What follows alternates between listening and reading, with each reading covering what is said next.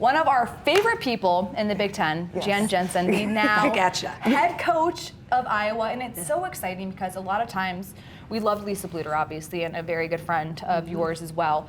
But when coaches retire, it's always like, okay, we know who the next person should be, but are they actually going to do it? And I'm so thankful that within like 30 minutes, it was announced that you were the next head coach of Iowa. How has this last like 6 months been for you? You know, it's been a blur, and I felt similarly.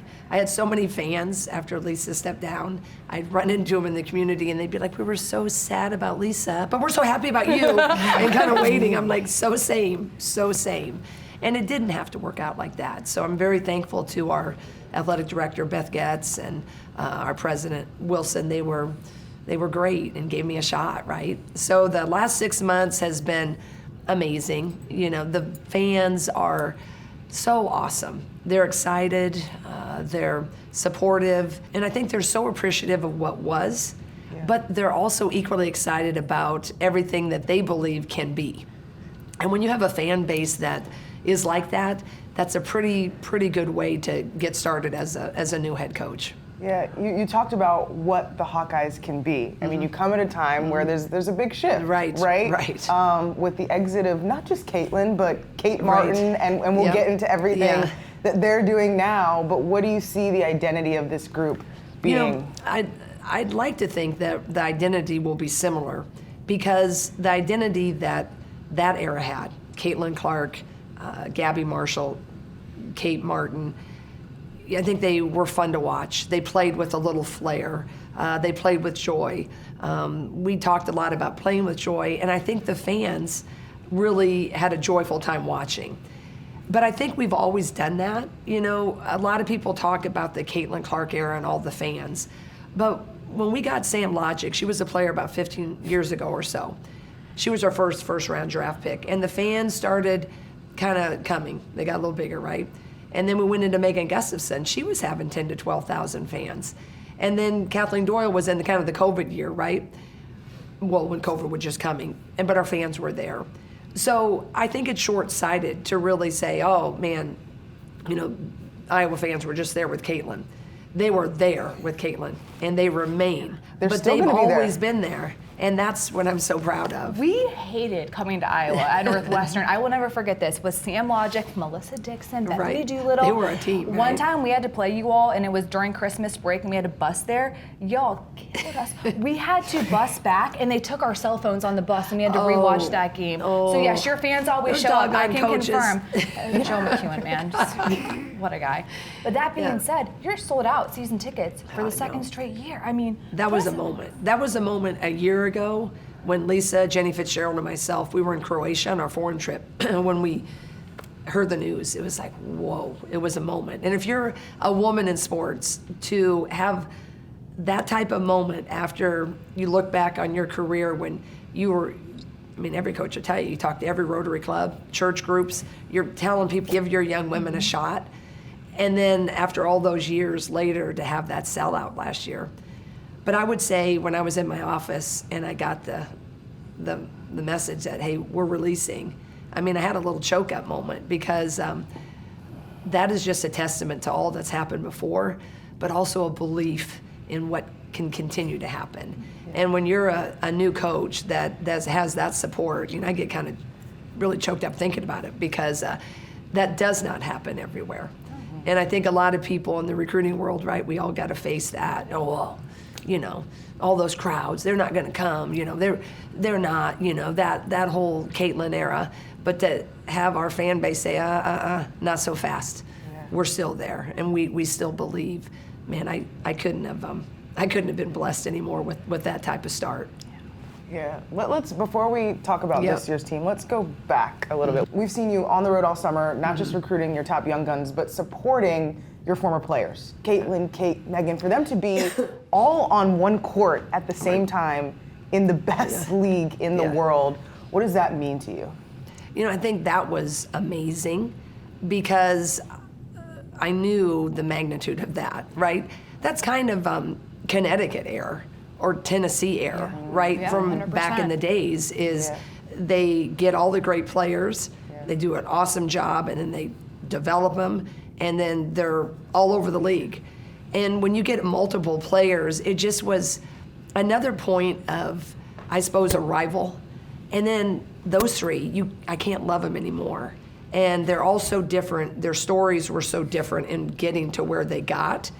And then to see them all on the floor at the same time, man, that was a dream. I know it was a dream for them individually, but for Lisa, myself, and Jenny, who's coached for so many years, that was just amazing. Okay, tell us the Kate Martin draft story. Okay. For people who don't know, you are related to Right. Kate. She is your niece. Right. So Kate Martin's my spouse's biological niece.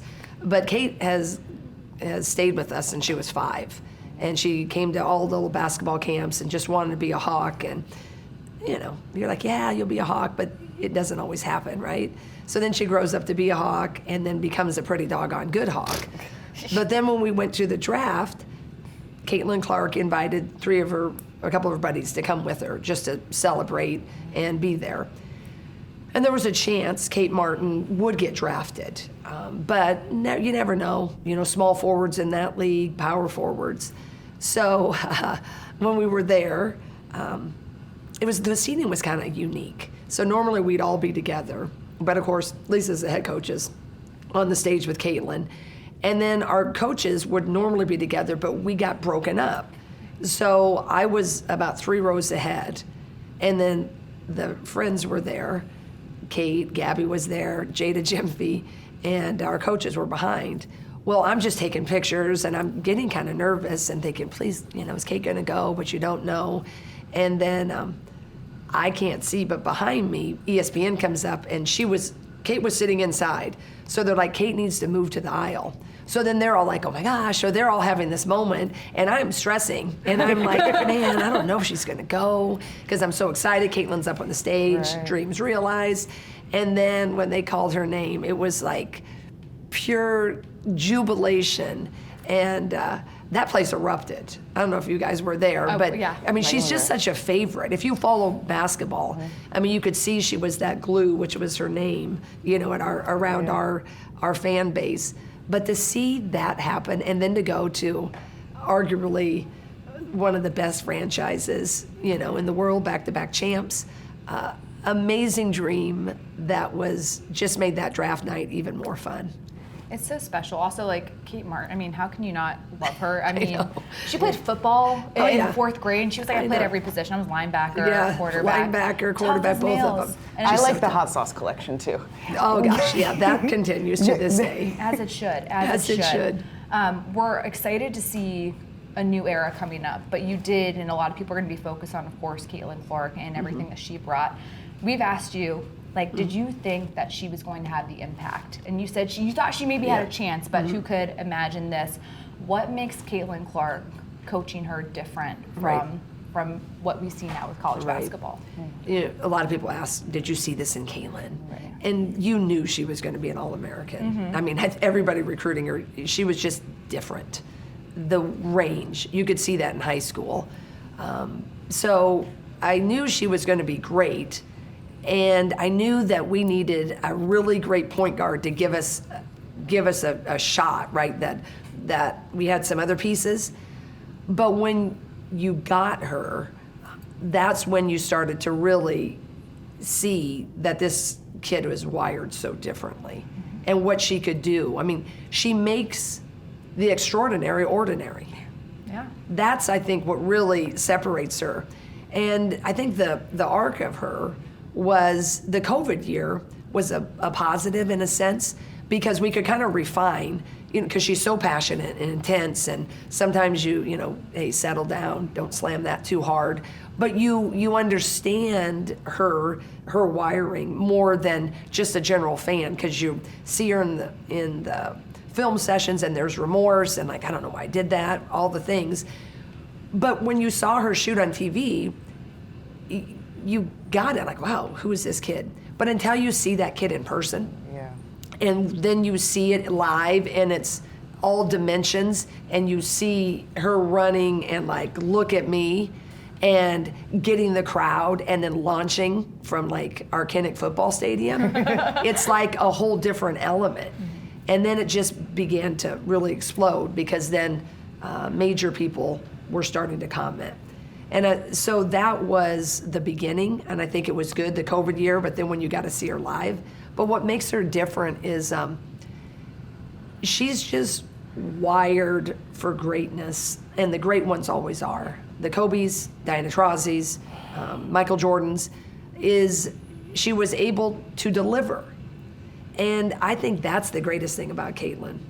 Most every game of her career, she delivered. If you came to the game and you wanted to see her launch it, she was going to do it. You wanted to see her make an amazing pass from 3/4 of the length of the court, she was going to do it.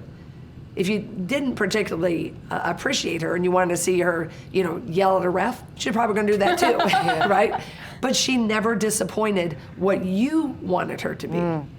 Are you not entertained? Oh my goodness! And she's just sensational. And I think her, run into the WNBA is going to continue to be something special. Yeah.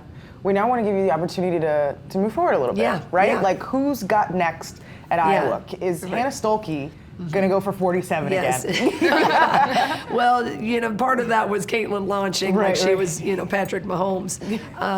But I think Hannah Stuelke will need to step up, and I think she can step up. I think she's ready to step up. So I'm so glad we have her. I think Sid Offalter will have to play a key role, and she will. She's that kind of unsung hero that got a lot of, eyes on her at the end of her run last year, and we're going to need her to do that, 24/7 when she gets back. And then Lucy Olson. That was just a much needed get out of the portal, and I'm very thankful for her, and she's going to be a pretty fun player to watch. So it's going to rest on those three, but we're going to win differently, right? It's just, if our fan base, I think they'll be okay. We're going to miss those long shots from the parking lot. We're going to miss Kate Martin doing Kate Martin things, but coaches are able to turn those pages quicker than others because that's what we're paid to do, right? But I think our fan base knows that Caitlin Clark and Kate Martin, Gabby Marshall, Molly Davis, Sharon Goodman, our role player, they were part of an unbelievable era in orbit. But I think they're coming in ready to see it done a little differently. How are they going to look? How's Hannah really going to be? I can't wait to see this Lucy Olson. And they're coming in eager. And I've always said when I got this job, if everybody just lets this year's team be this year's team, and we don't look in those rear view mirrors, I just tell our team, you are looking through this windshield at all times. You can look at the side mirrors, but we're not looking in the rear view. And I think if we all do that, I think this team can turn into a really successful and a really, really fun team to coach, to watch. They're a blast to coach so far. Well, I'm so excited to we're see really you all in happy. action. Well, thank you. And of you. course, congratulations. We are so excited Thanks. for you and so thankful. wonderful family and everything that you guys have going for you down in Thanks. Iowa City. And appreciate you, both what you do for our game in every way. It's so impactful. All of us should thank you guys because you genuinely love the game, and that helps. So thanks. Well, you make it very fun for us. Yeah. Well, I'm trying to keep making it fun.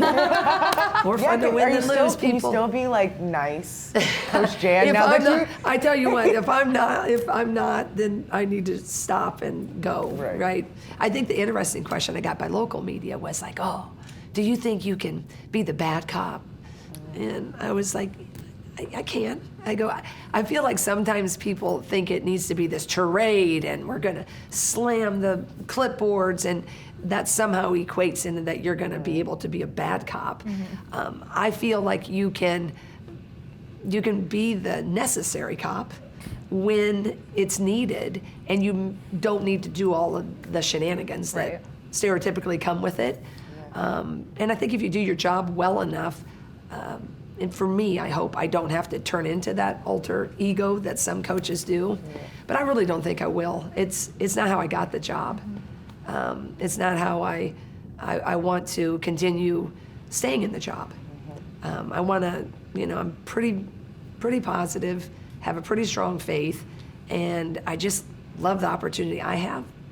And I feel like I'm playing on house money, really, because it's like, no matter what happens, I was part of all of that. Yeah. Yeah, you were. And if I took this job to just be defined by what I'm going to do now, because now I'm really the head one, oh man, that's shallow. I had a blast in that role. Yeah. And I think moving forward, if I mess with that formula of why I had fun doing what I do, and now I'm just this head coach, so I'm going to now become something different, I'll probably lose everything I loved. So I'm just trying to have a blast. I feel more pressure. Yeah. I don't sleep nearly as well.